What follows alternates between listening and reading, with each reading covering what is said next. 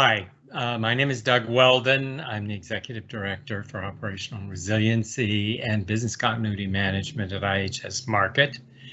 And I'd also like to introduce Megan Epperson, who's not only my colleague in IHS Markit, but also a very major partner in walking down this path to operational resiliency together. And this is the part 3 of our Continuity Insights series in the path to operational resiliency, and that's why we called it Farther Down the Path, because we are farther down the path and still very much learning the pitfalls and the things that we might have done well and the things that we could have done better, that not only we can share with you, but also get your feedback. Unfortunately, not in person this year, but hopefully by email or any other contact. And if you'd like to know more about our backgrounds, then please do so on LinkedIn or Google or wherever you'd like. So, what are the steps we've taken so far in our journey towards resiliency? First of all, we have answered this question. And it's not an easy question, and maybe you've already answered it for yourself, but how can we adapt our program from recovery to resiliency to ensure strategic alignment with not only the changing world, but the way our company is moving with it? And that's a very important point, because if you're going to take this journey, you want your company to be coming along with you, and that they perceive the goals you're perceiving as a common goal. Obviously, and this is true of business continuity management, but it's doubly true of operational resiliency, is understanding the business and the various threat scenarios to get ahead of not only customers and regulators, but also the actual increase in threats that we see abounding, especially this year. And last but not least is the multidisciplinary, what we're now calling resiliency impact assessment.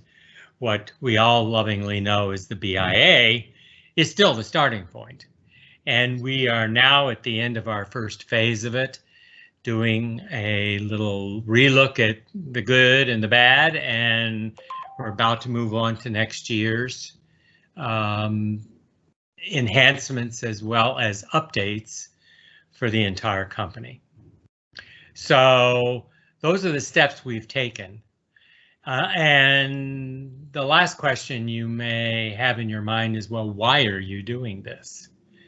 And I think you will see why as we evolve through this presentation, but I will start with the following notion just to plant in your mind, is that this term resiliency is now being defined rather succinctly by regulators globally, and especially for the financial services industry, in which IHS Markit is a key player. This is important to our customers, so it's important to us.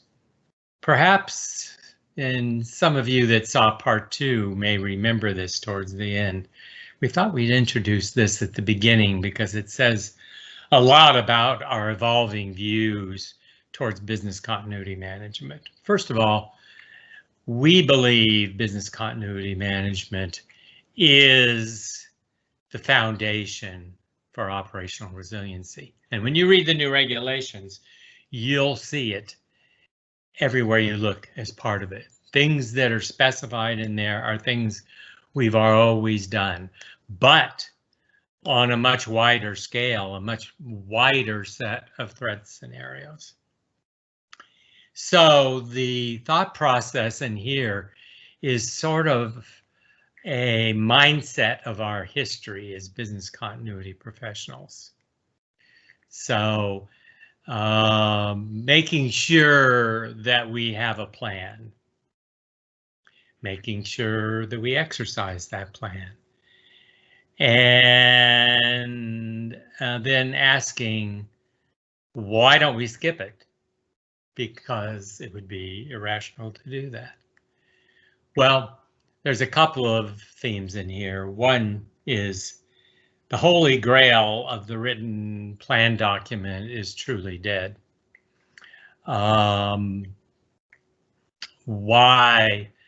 a plan document is an artifact that we can put in the back of our minds, but not necessarily tend to religiously, is because where we need to get in this is real capability that's operationally documented, of course, but also real capability that works, and works for a much wider set of threat scenarios, as I indicated. So if the old plan is not something you would ever pick up anyway in a real disaster, that maybe is a signal.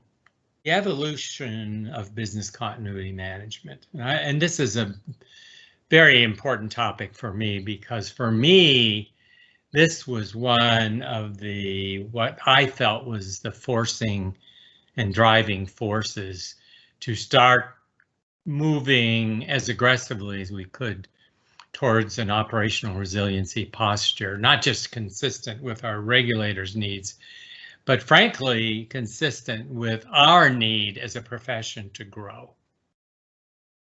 If you're lucky, business continuity management is being asked to address a wider set of scenarios. I feel like we have siloed ourselves around a narrow set of threat scenarios for our entire history. And now the world is being threatened by a diversity of threat scenarios, many of which we don't address as recovery planners, all of which we should. We are going to need to come out of that silo, and quickly, or perhaps, as we've seen in a couple of very sad cases, the business continuity program just being canceled altogether. After all, well, wait a minute. We can do ITDR through these options that we can buy rather than have somebody do it for us. And by the way, now most of us are working from home. So do we need this anymore?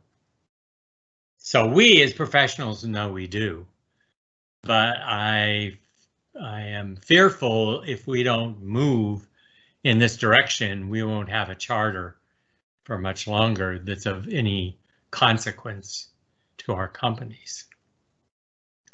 And as a result, our BIAs, our resiliency impact assessments, as we're calling them, and our risk assessments must reach across the full range of operational risk disciplines.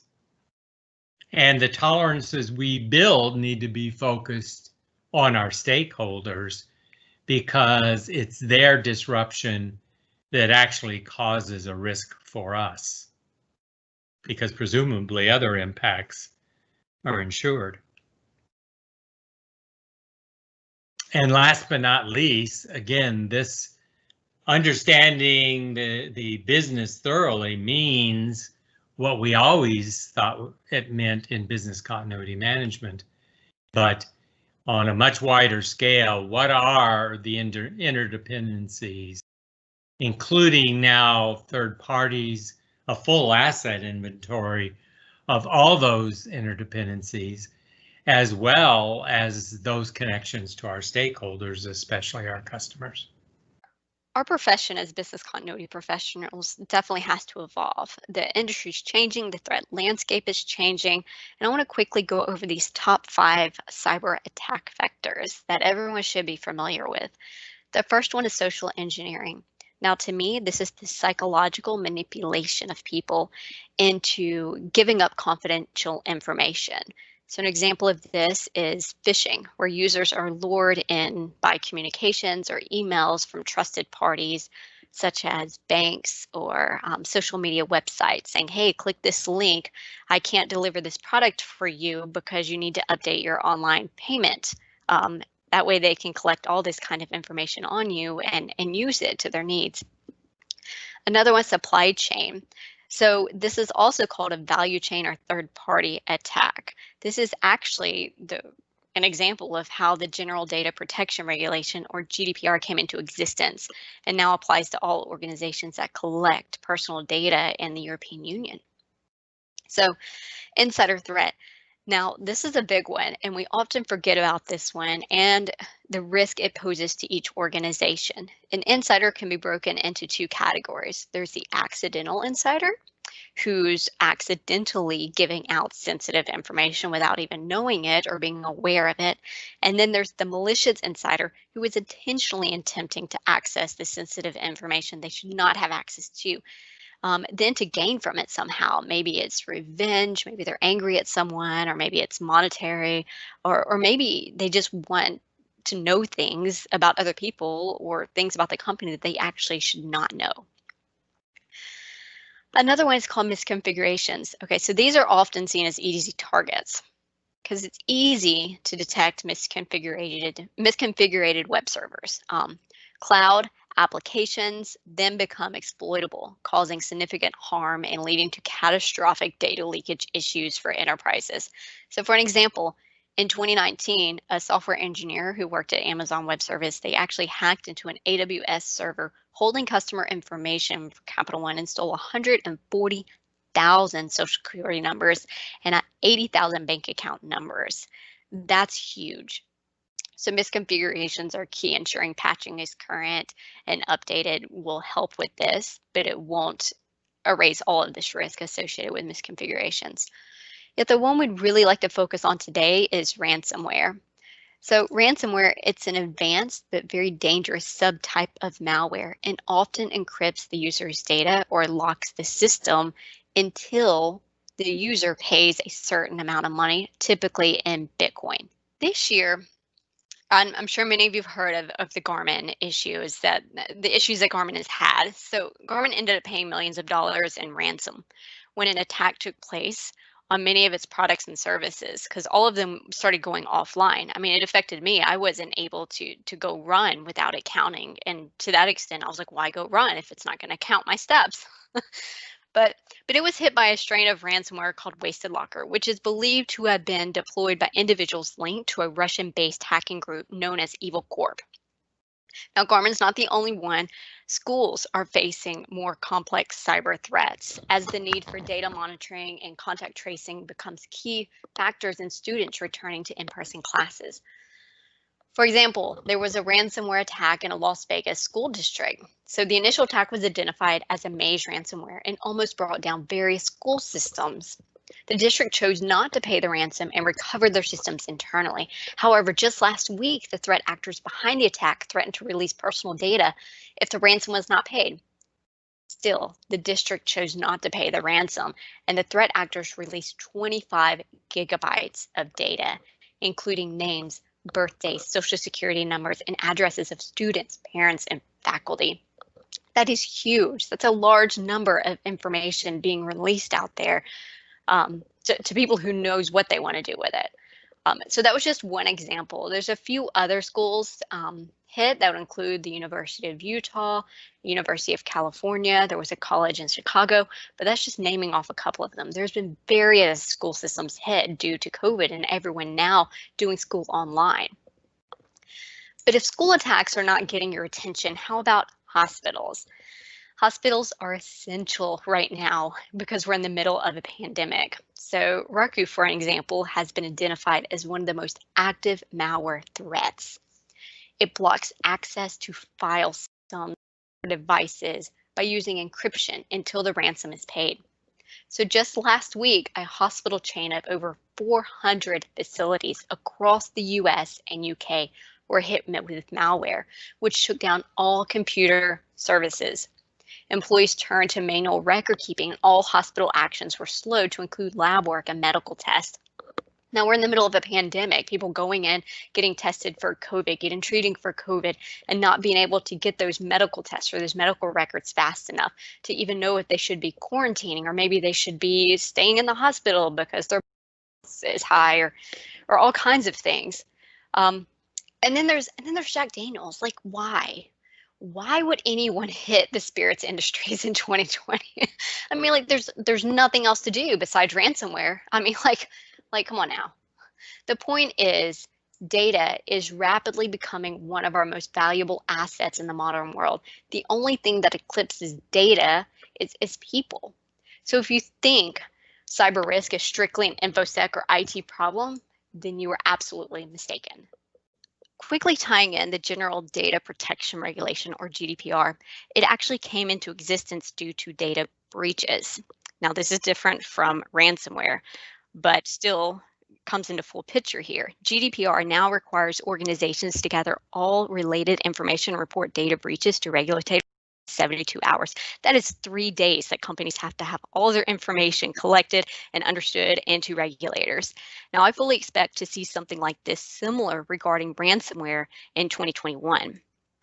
As it happens, many security controls required by the NIST, or the National Institute of Standards and Technology, also meet GDPR regulations.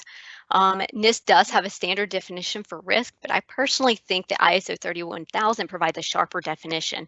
It defines risk as the effect of uncertainty on objectives.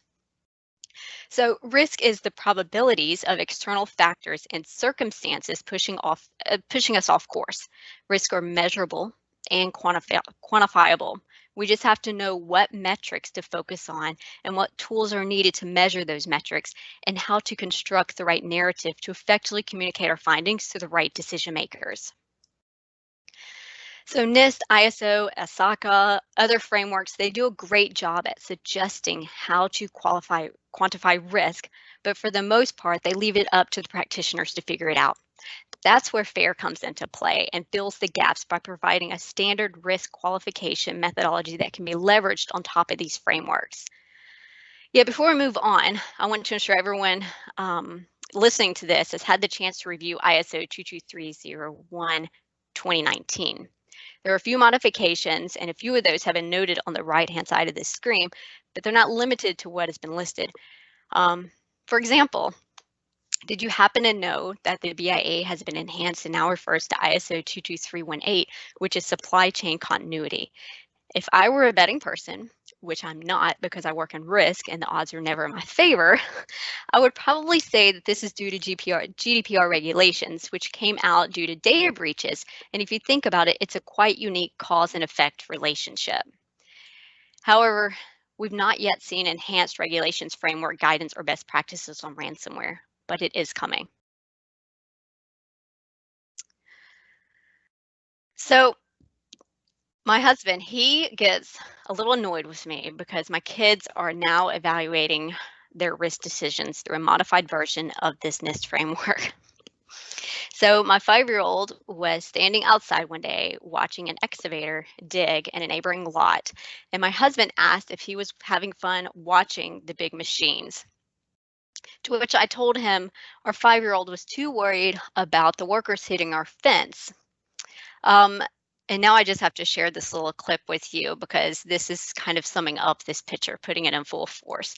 So this is actually my 5-year-old watching the excavator in the backyard in my conversation with my husband, where he's basically blaming me that he's not having fun watching because he's so worried about risk factors. So he asked me, he was like, well, what do we do if it hits our fence? And my response was, we actually do nothing and accept the risk of which he's identified, because I knew that they would pay for any damages.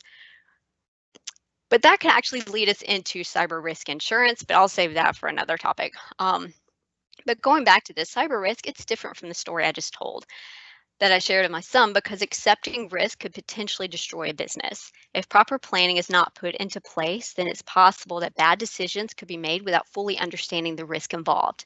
So we want to think through these 5 steps: identify, protect, detect, respond, and recover regarding the various cyber threats.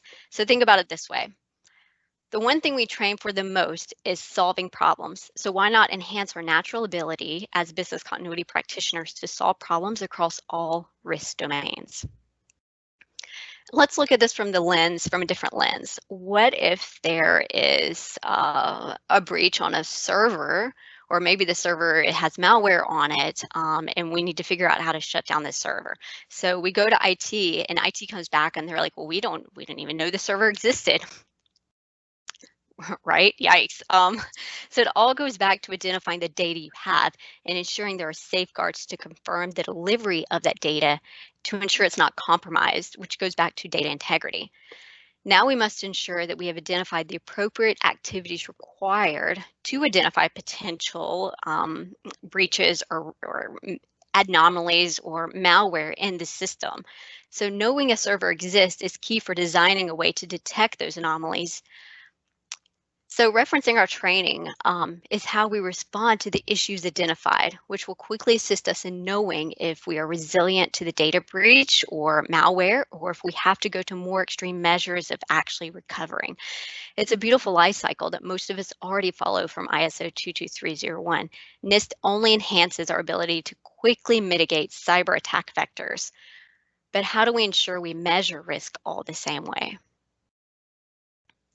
So that's where FAIR comes into play. FAIR is not a compliance or risk management framework, nor is it a list of controls, best practices like NIST or ISO. FAIR is complementary to those frameworks by enabling organizations to measure the so what when deficiencies are identified and or when improvements are proposed. The problem is they're generally not great at measuring risk. In my example of my son being worried about the fence, granted he's 5 years old, but the workers were at least 15 to 20 feet from our fence, yet in his eyes, it was much closer. So we must battle through our numerous cognitive biases that can cause us to poorly judge the likelihood of something happening, either by overestimating risk, causing us to act overly cautious, or by pushing ahead without adequately considering the consequences of our actions. Defeating these impulses requires us to construct an effective framework for action and reflection, one that you can follow consistently and improve on over time. The FAIR framework has a solid taxonomy and it's conceptually very straightforward. However, the cyber risk scenarios we face in our profession are not. So leveraging this framework to identify a way to measure these risks could be beneficial. Now, Doug, if there was only a way to leverage our incredible business continuity skills across the various risk disciplines. Thanks, Megan. Great lead into what I'm about to say. And you're probably wondering, do I need to learn about these frameworks? NIST, FAIR? Do I really need to learn about this? Well, these are really foundation methodologies for the world of resiliency we're all moving towards. And so frankly, I would recommend that or something similar for your use as you move down this same path. And so when you saw on the previous slide, loss magnitude, well, guess what? That's a proxy for impact analysis, which is something we've done all along, but only within a narrow set of risk disciplines. And that's how we've depicted in this slide where the classic BIA lives around IT, disaster recovery, business operations continuity, and of course, incident response, which isn't, by the way, all of incident management, but that portion of it that we leverage when there's truly a crisis event. But for us, the crisis event is got to be narrowly focused within our current planning perspectives. So when we moved across with our first BIA that went outside of business continuity management, which by the way, it covers all these points in business continuity management, but we dipped heavily into information security and tiptoed a little bit into availability and reliability management as our first step towards a multidisciplinary impact analysis, or as we're calling it, a resiliency impact analysis. And of course, we have other things to look at down the road. Events that can result from physical security issues, which we know about from a recovery perspective, but we're already seeing, and you may have already had a pandemic plan, and I bet you have a better one now that you've had to go through it. So there's lots of other threat scenarios around for that as well. So we have yet to advance on those other areas, but that is in our future plan. But we did a lot of work, as you can tell, because we're already starting to at least be able to speak intelligently about cyber threat scenarios and what our role is in recovering from them. So what's an example of that? So here's the example, and Megan has already discussed this and its ramifications on many businesses.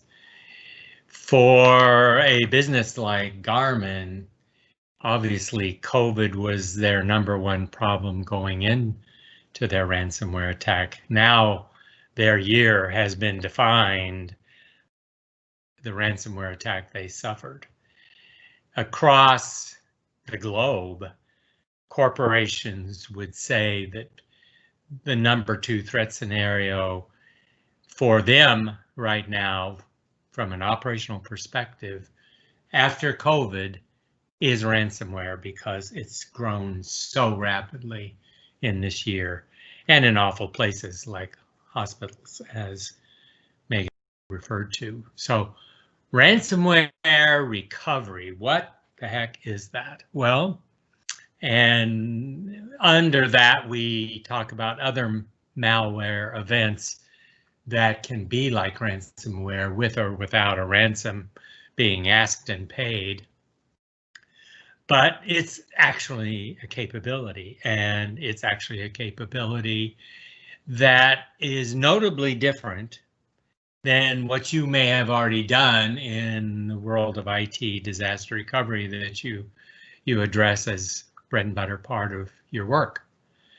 It's uniquely different.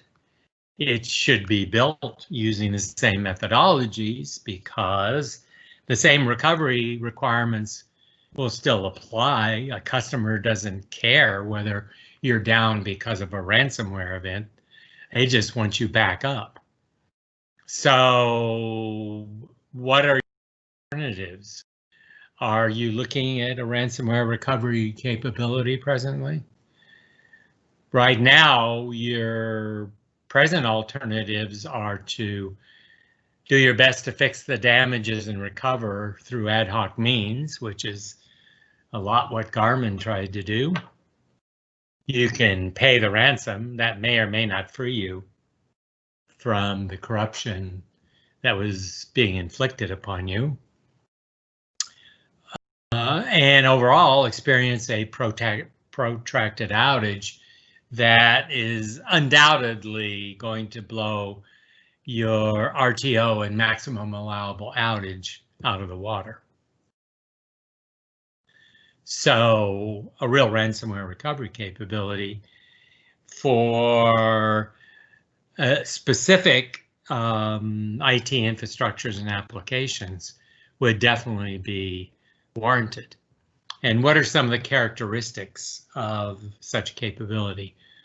First, offline protected, actually air-gapped data, including logs being backed up.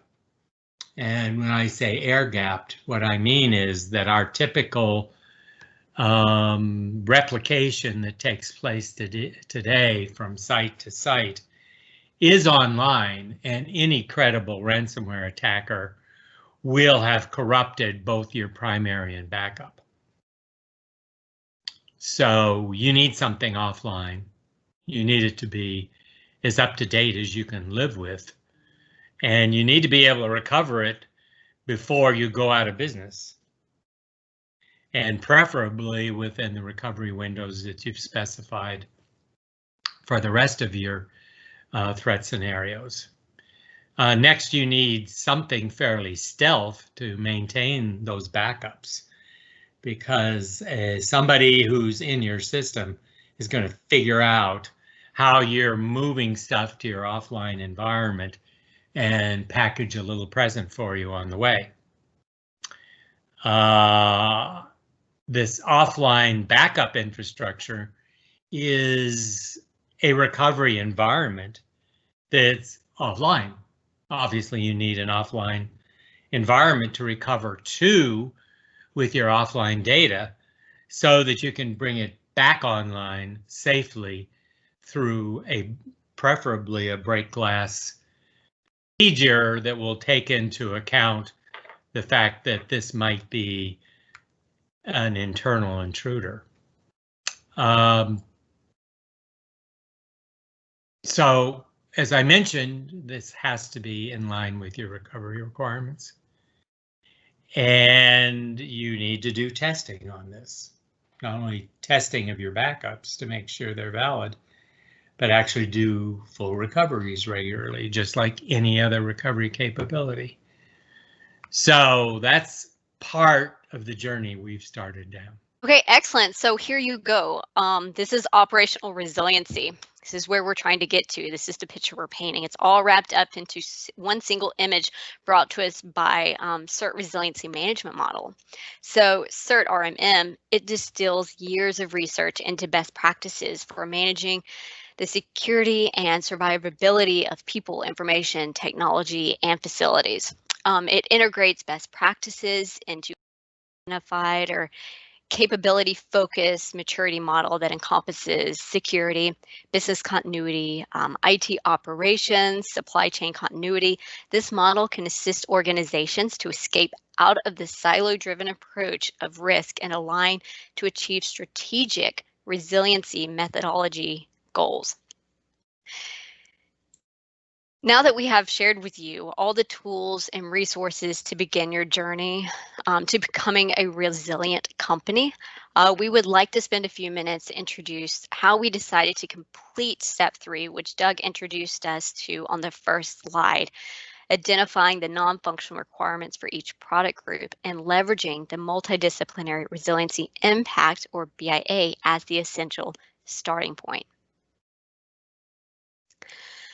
So this is actually a small snippet of our multidisciplinary resiliency impact assessment. Overall, we ended up with 16 different impact categories here. But only 5 of these could easily fit into this slide, so we went with the 5 here. So as you notice, we do not account for business continuity and non-functional requirements such as MAD, RTO, RPO, all that historical BCM stuff that, that practitioners historically built upon. This is all part of our analysis piece now. Those NFRs are actually calculated within a product analysis section of our evaluations. We also ask these questions under the description perspective from a customer's understanding. We do not go to internal business units and ask a business unit, hey, what should you do during this disruption? What is your tolerance? Should this rating be? We don't ask internal customers that question. We ask them from the external customer perspective. For example, let's look at the first one, legal regulatory criticality, which we broke out into 2 subsections. So the first section is called legal and regulatory and is intended to gain an understanding of the guidelines that directly govern specific product. The second section focuses on contractual demands such as SLAs. How long can your systems be unavailable from an SLA perspective, and does it align with the expectations of availability? So both subsections listed here have a weighting, which rolls up into an overall weighting for legal regulatory criticality. So in this example, they weighted 10% total versus the disruption tolerance weighing a 30% of the assessment. Each weighting is unique and will vary per organization. However, if you're leveraging a system to perform this calculation, please modify the calculations to strategically align with your organization's risk metrics. So if we go back to look at disruption tolerance, I'd like to point out that it includes availability, integrity, and confidentiality, which align with ISO 27001. So as you can see, this is where we're beginning to combine multiple risk disciplines into one analysis. But this multidisciplinary resiliency impact assessment will not work without first understanding customer requirements through the value chain. Speaking of value chains, as Megan just left off, here is our view of the value chain of our company and any company. Obviously a very high level, cryptic view, but for anybody who's known me in the past or seen any previous presentations either that we have done or I've done, this slide shows up in every one of them because I think it's such an immensely powerful way of not just portraying the value chain of a business, but understanding the business in a way that plays well to not only business continuity management, but for sure resiliency management. And quickly describing these layers, the customer layer, of course, is where the value starts. They are buying our services in exchange for money and reputation. And that's what we're here to do. And the requirements that come from our customers aren't just functional in nature, but they're these non-functional requirements which we were referring to, which is not just the what, but the how the delivery of those services needs to take place. The availability, reliability, recoverability, etc., that they would expect for our services to work for them in their business. And then those products and services own those non-functional requirements. And as Megan alluded, we get that information not from operational people in the business, but product managers who know what the customers are thinking and need, because they've either been in their business before or just intimately understand not only their functional but non-functional requirements. And then, of course, is all the systems, applications, processes, business functions, infrastructures of all kinds that support our products and services delivery internal to our operations. And then there's the third parties that supply those operations. And at a high level, that's the value proposition of any business. And revenue comes in across that golden line at the top, which is where the value crosses the value that we supply to the customers and the revenue they bring to us. And then the expenses come up from the bottom, and where they meet is hopefully where you make a profit, or at least break even if you're not for profit. So we like this because it does a variety of things for us. It is, by the way we plan to frame our risks from a database perspective. It's the way we're describing our dependencies. It's the way that we're ascribing our assets in these layers.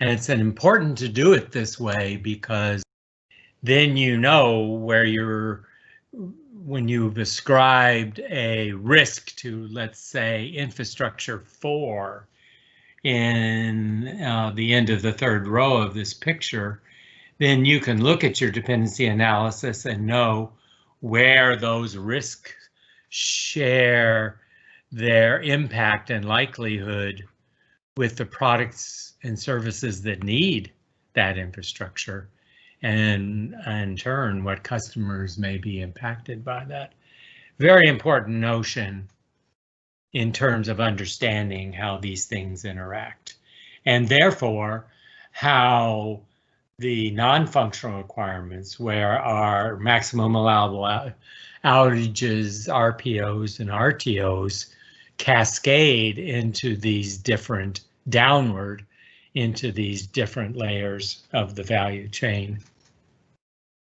all the way into the third-party stack. So that's our story for today from a operational resiliency capability, where we stand. We have started down this path. We have a long way to go. But this would be the point where we would ask for questions, and we would love to hear back from you. Unfortunately, because of this mode of operation, we would look forward to any contact you would like to make. And you'll see in the rolling credits coming up our email addresses if you'd like to contact us. And on behalf of Megan and myself, we really appreciate your listening and looking forward to your reactions.